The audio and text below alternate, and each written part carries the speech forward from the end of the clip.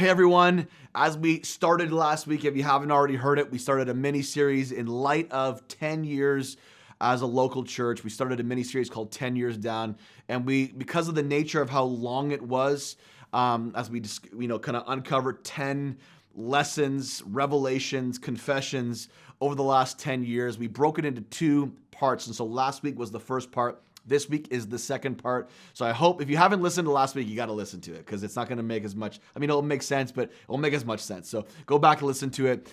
But if you have, get ready, strap on your seatbelt. We're diving into the next part of this series, and I know it's just going to impact your leadership in a powerful way.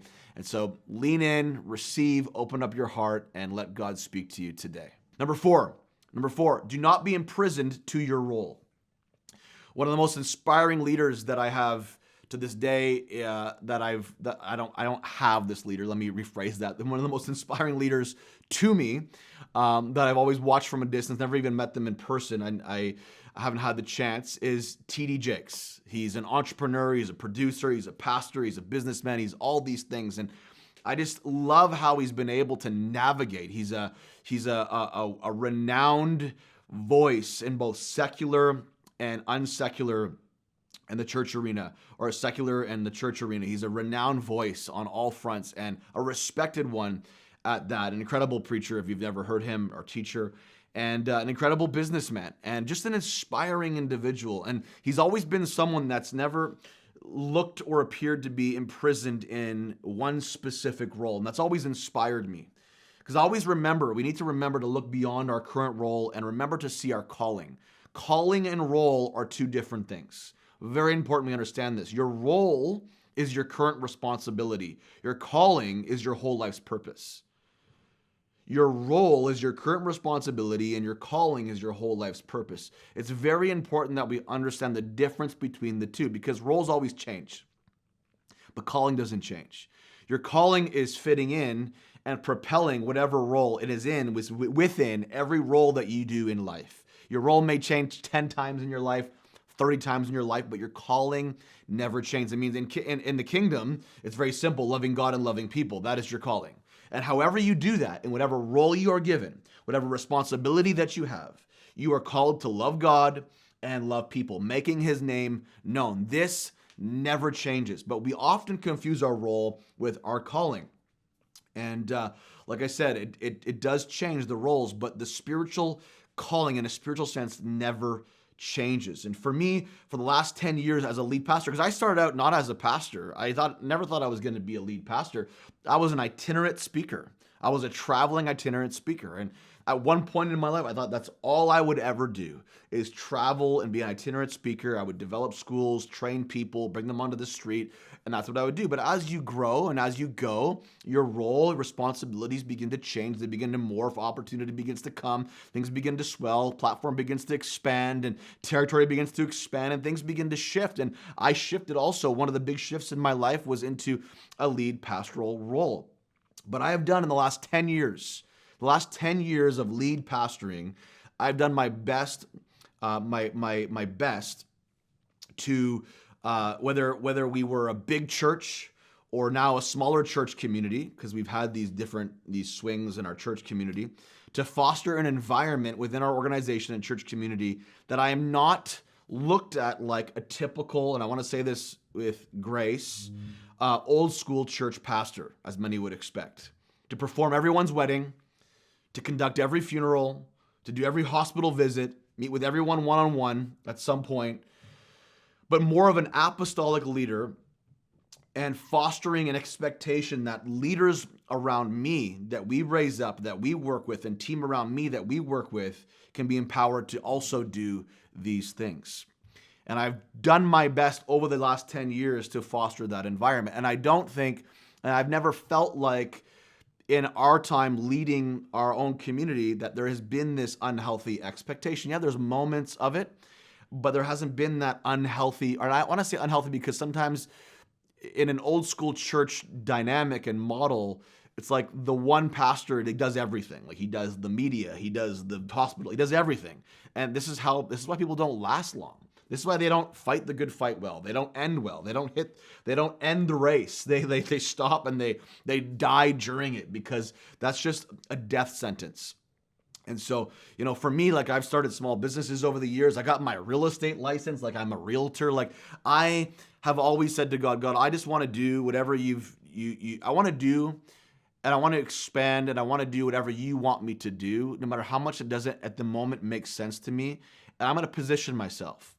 Whether or not it's my main thing, I know my calling. I know my calling to teach, to preach. I know my calling to disciple people. I know my calling to mentor. I know my calling to develop schools and training in the super. Like, I know my calling, and however that calling manifests in various roles in my life, I know it will, and I know it's what I'm called to do. Number 5, write this down. Expect loss and expect gain all at the same time.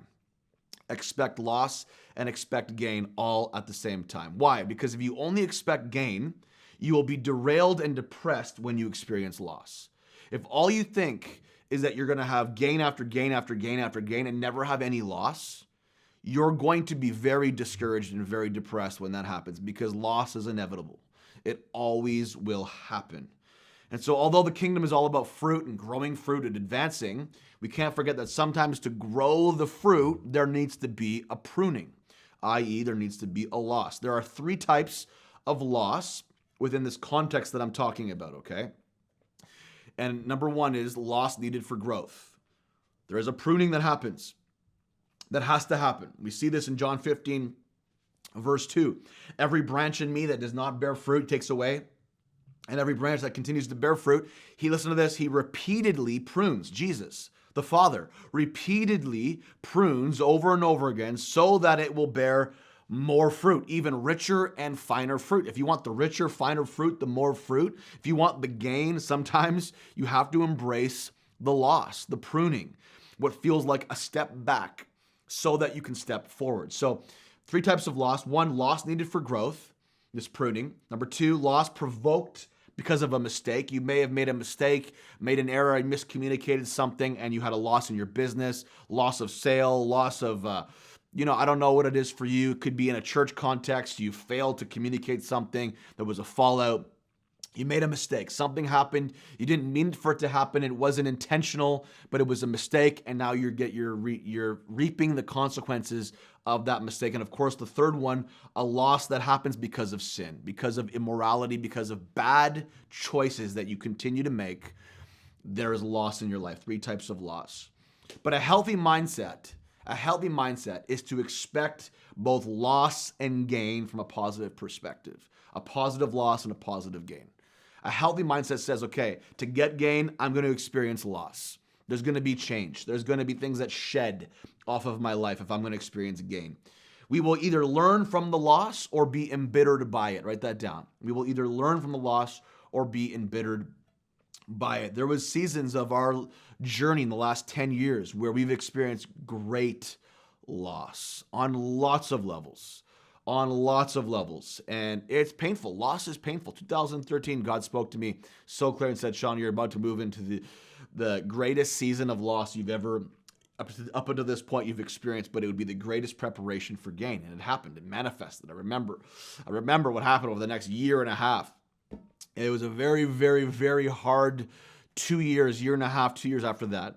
And then that was the propelling for some of the greatest gains. But then we had more loss after that. And you always swing between loss and gain. Now, I'm not saying that, like, when I share my story, it's going to look different than your story. There is loss that happens that you will never quite understand why until you come through it. And there's loss that will happen where you will see, okay, this is good. I see how this is good. Most of the time, we have a hard time seeing how any loss is good when it's happening until we come through it. Something that has been deeply set in the very core of my heart as a leader is, in all of this, is depth is better than numbers. And I speak about this because some of the loss that we've experienced over the years as a church community is the loss of numbers. We lost our building, went mobile, lost hundreds and hundreds of people. We had 13 venues in 3 years. Nobody wants to come. At least most people don't want to come to a place that's not consistent with their location. And we dealt with this, and it was challenging, and it was really hard. And And over the years, like that really took a toll on my psyche. It really did. Like, are we missing it? Something's wrong with us. Like, why can't we get a venue that's consistent? Like, we've been trying to buy a building for 10 years. Like, why is this not working, you know? And I've come to the conclusion in the midst of this, expecting loss and expecting gain all at the same time, holding these two together at the same time, that in the end, depth is better than numbers. And so if I'm going to have a smaller church in this season, if we're going to be a smaller community, okay, God, help us to see the value in that. And I would rather have a small church with big people than a big church with small people. And this is what I've sort of learned in the last 10 years of loss and change. Like, God, I just want big people. I want to be able to raise up big people. I want to invest in big people that want to take your kingdom, that want to do the thing that God's called them to do, to preach your gospel, to bring the love of Jesus everywhere they go. I want to do what you've called me to do well with the community you've entrusted me with, and raise up and see big people. That's my heart.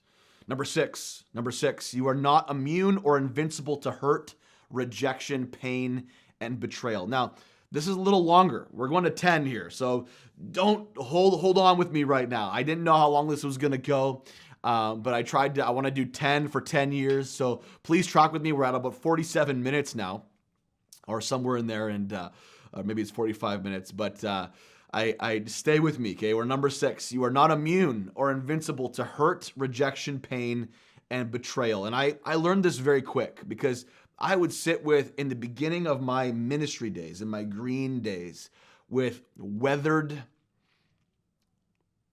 pained, hurt ministers a lot back in green rooms, like hundreds of green room moments, people that I respected, that I would see from sort of the, as an onlooker, big platforms. I'd invite them in, bring them in, or I'd be associated with them somehow, have these deep conversations, and I would feel the pain. I would feel the hurt. I would feel the rejection on them. I would feel all the betrayal that they went through and the weathered nature of their leadership. And I would say to myself, like, I'm never going to be that. Like, I'm going to learn from this, and I'm not going to experience that. Like, I literally had a thought at one point. I remember thinking this, like, in the very beginning of my ministry days, like, I'm invincible to and immune to hurt, rejection, pain, and betrayal. Like, it won't even touch me. Like, it might try to touch me, but it won't affect me. And you learn very quickly that's just not a realistic, even a God-realistic expectation. Like, Jesus, it's not even a biblical expectation. It was like so unbiblical because, like, Jesus said, they hated me, they're going to hate you. They rejected me, they're going to reject you. I mean, Jesus promised all these things. Like, you will be betrayed. Like, these things will happen, and there will be sorrow, and there will be pain, and you'll go through it. You'll want to give up. You'll want to quit. And I learned just very quickly that this is not something that you can escape from. Like, never say never. And so we need to, so I had a young guy recently, I was at a conference not too long ago speaking, and they were asking me questions while they were driving me around. This one individual, he said, what would you say to someone that's like young, that, is called to be in some sort of full-time ministry, even traveling ministry? And he said, what's one of the biggest pieces of advice you would say to someone young going into that space? And I said, guard your heart. Guard your heart. One of the greatest things that you can do is to protect your heart. Because out of the heart, the Bible says, flows all the issues of life. Guard your heart. Protect your heart. You will get hit. You will get hurt. You will go through pain. But you're responsible for what comes out of you as a response of what comes after you or against you. So guard your heart. Don't let those things come out and poison the well in your life. Poison the pure ministry that God's called you to do. Don't let it happen. Guard your heart. Guard your heart, because in the end, your acceptance never comes from, and your calling never came from people. So your calling is not going to continue because of people. Your calling came because of God gave it to you. Your acceptance that you want to live from cannot be an acceptance from people. Has to be an acceptance that you're accepted by God. And that's why God has called you. and that we are living for an audience of one. One of the greatest ways that we can overcome and move through these painful, hurting, rejection, betrayal type moments is to remember that in the end, we're living for an audience of one. And if we live for the praises of people, you've heard it said before, you will die by their criticism. If you live for the acceptance that comes from people and not from the acceptance that God gives you, which is why he's called you, you will die when they criticize you. You'll be taken out.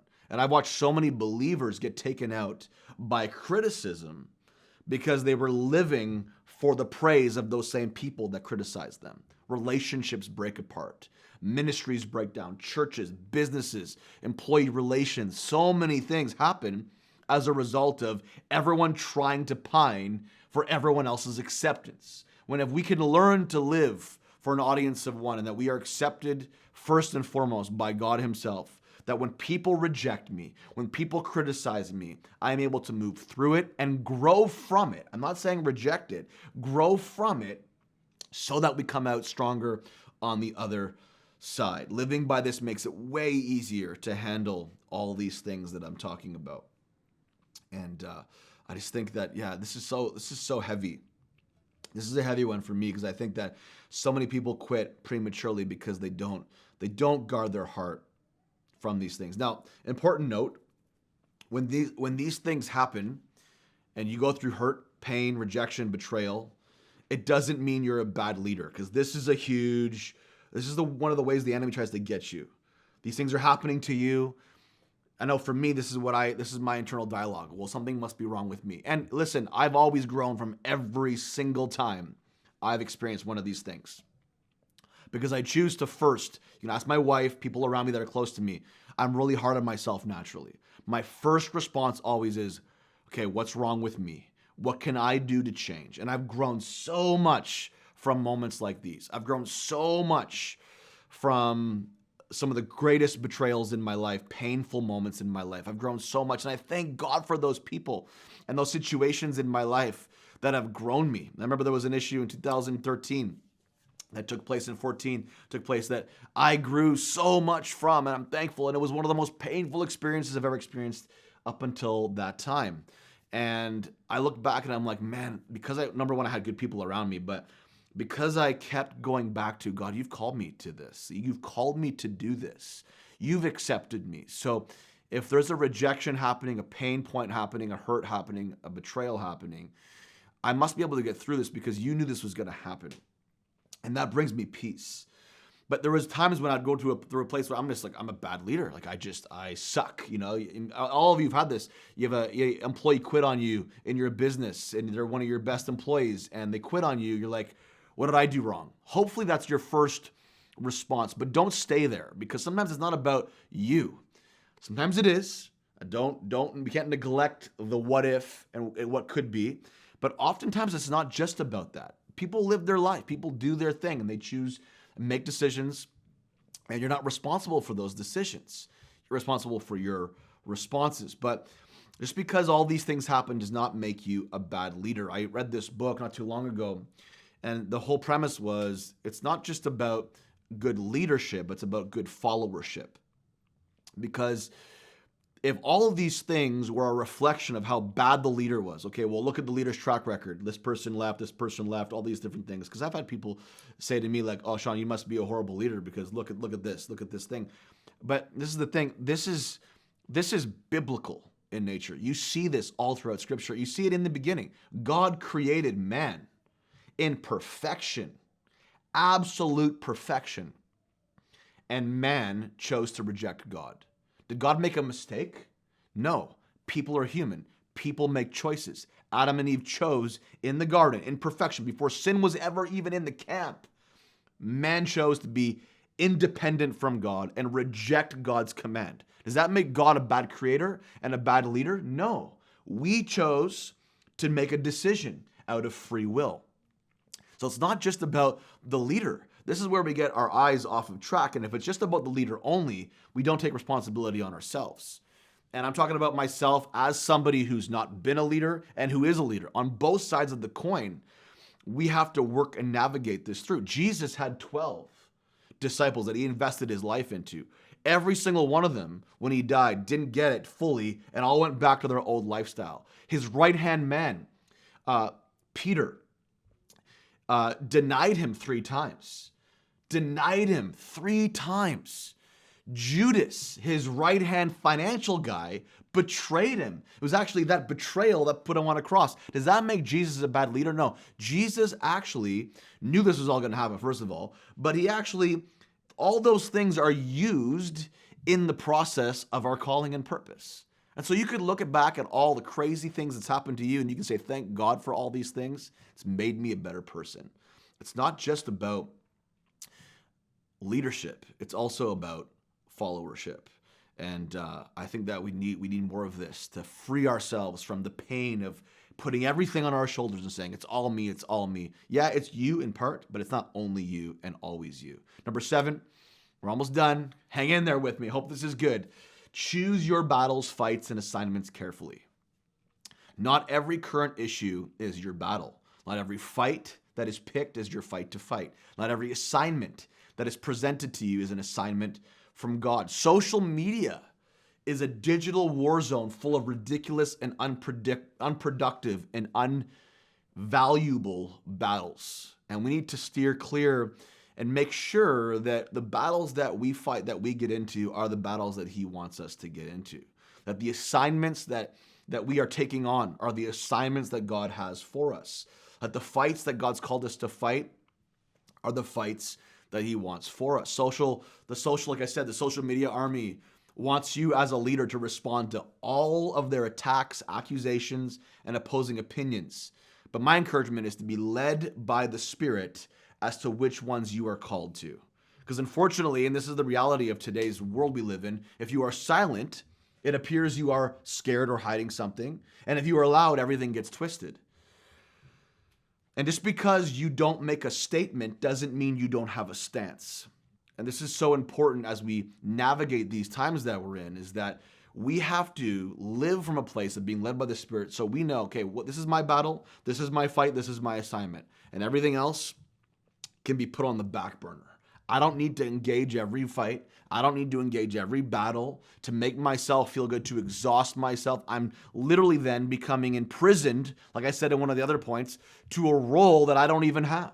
I'm being imprisoned to everybody else's expectation of me. That's not even what God's expectation is of me. So make sure you find your fight. Make sure you find your battle. Make sure you find your assignment. Number 8, I'm only a steward of what God has entrusted me with. I am not the owner. Huge revelation in the last 10 years. I'm only a steward of what God has entrusted me with. I am not the owner. And if I'm not the owner, I can fully trust him with the outcomes. There are breakthroughs that I've experienced in my leadership that only happened after I said, God, and not that I don't care anymore, but it's like I'm not striving to care anymore like I used to.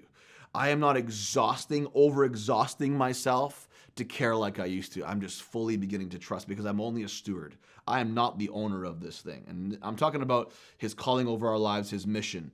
You know, in the church context, it's his house, it's his church, it's his people. They're not my people. You know, it's not my church. It's not my house. It's God's house. So God, whatever you want from it, whatever you want with it, don't carry yourself. Listen to this. Don't carry yourself into striving and burnout.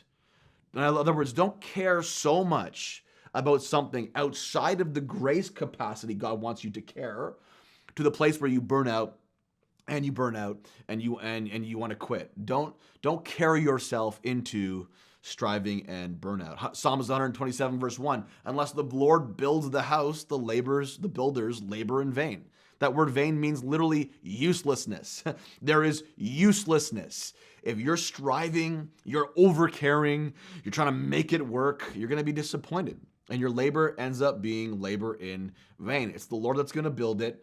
And if he does, it's going to succeed. It's going to work. Number 9, the issues people say they have, I like this one, are not. I've learned this over the years. Leadership lesson. Hope someone out there is getting something from this. The issues people say that they have are not usually the real issue. And this often comes with like changes that you want to make. I've heard over the years, like, you hear so much, we should do this, Sean, we should do this, we should do that. And often some of the greatest things that we've done because somebody suggested that we should do this, that we weren't doing it before. We do it and it's awesome. But sometimes what ends up happening is you start to try to appease everybody's opinion, everybody's preference, everyone's idea, and you begin to sacrifice the assignment over what God's called you to, God's called your team to, your leadership to. And if you make changes only for the people and not because you believe it's God-centered, you will most likely live in regret. And I've done a lot of this over the years where we've made changes simply because, okay, everyone's wanting this to happen. I don't feel like it should happen. A few of us don't feel like it should happen. It's kind of a disagreement, but we'll just try it. And we do it. We waste time. We waste effort. And we realize, you know what? That was a mistake. We shouldn't have done it that way. You should change this or that, or we don't like this or that, or if you change this, we're all in. And you begin to literally compromise everything that you are just to appease people. Don't do it. Be the authentic, like I said, a version of you. Because often the issues people say they have with certain things aren't really the issues in the end. They may have more of a critical spirit by nature, or maybe they just have lost trust in the process, in leadership, in the church already. And so they're just nitpicking. And even if you do all the things they want you to do, they're not even in anyways, and they're going to be gone probably within like the next couple months. And I've learned this over the years. I've sat in so many meetings over the years, and you know, people will bring up all these things. Well, we don't do this, and you don't do this, and we don't do this, and you said this, and you preach this, and in the end, like, hey, do you trust that God has called you here? Like, are you okay being here still? Like, do you trust your community? Well, no. Well, this is the thing. So in the end, at the core of everything, the real issue is you just lost trust in the community at large. And maybe it's time. Maybe you need a change. Maybe you need a fresh start. I don't know. Maybe you need to work through it. I mean, this is not a marriage, so there's no covenant relationship here in that regard. Like, you don't have to work through this. You can. You get to. Hopefully you do. But you don't have to. Where in marriage covenant, like, it's like there's this extra like expectation that you're going to work through in sickness and in health until death do us part. Well, that covenant statement is not over, a church community, so to speak. So, but often this is what I've learned. It's not always the real issue. The issues that people say they have. You're responsible for your actions and not anyone else's. Number 10, last point. You will know who your real tribe is when crisis hits. You will know who your real tribe is when crisis hits. We've had lots of moments in life where we've been in crisis. Michelle and I have been in crisis. Michelle, almost died in 2014, so to speak. She was second to the highest ranked emergency in all the general hospital. Next to a guy whose intestines exploded. And, we were in crisis, and we really saw who our tribe was in that season, who rose to the occasion, and who our real friends were, and who the people that really cared about our lives in a personal way, not just in a ministerial way. And it was really revealing. And this is what happens, though. You really see who your tribe is when crisis happens. And those are the people you want to stick with. Very important. And hopefully your community, there is sub-communities often in a church community. Hopefully your community, whatever community you're part of our community or someone else's community, there's sub-communities, and hopefully you find even a sub-community within that community of people that rise to the occasion when you are in crisis and have your back, and that you find that inner circle that you need, and find your tribe, and don't, this is, and I kind of connect it to this because I find like my tribe is also like the leaders that I have around my life, team I have around my life. Don't platform gift over character. We've made this mistake many times in the past, and most of you, if you've been a leader for some time, you would have made this mistake too. We often think that gift, without realizing it, gift is more important. We would never say that, though. We would never say that, but it's demonstrated in our actions, and we haven't taken the time to see the character of an individual, but we see their gift, and we platform them in a way, give them opportunity in a way too prematurely, and we realize very quickly that maybe that wasn't the best time. It wasn't their time yet. Not that they're bad people, but it maybe wasn't their time, and we need more time to see that character grow. Proverbs 27, verse 17, I love this verse, iron sharpens iron, and one man sharpens another. We need this to happen if relationship is going to grow. We need to sharpen each other. So these are my 10. I could have elaborated a lot more. In fact, I could have done like a 10-week series on each point. But for our 10-year anniversary, I wanted to give you on 10 years down, I wanted to prophesy that we are in the introduction. This is my prophecy over this house, that we are in the introduction of a great story, of a new story for kingdom culture.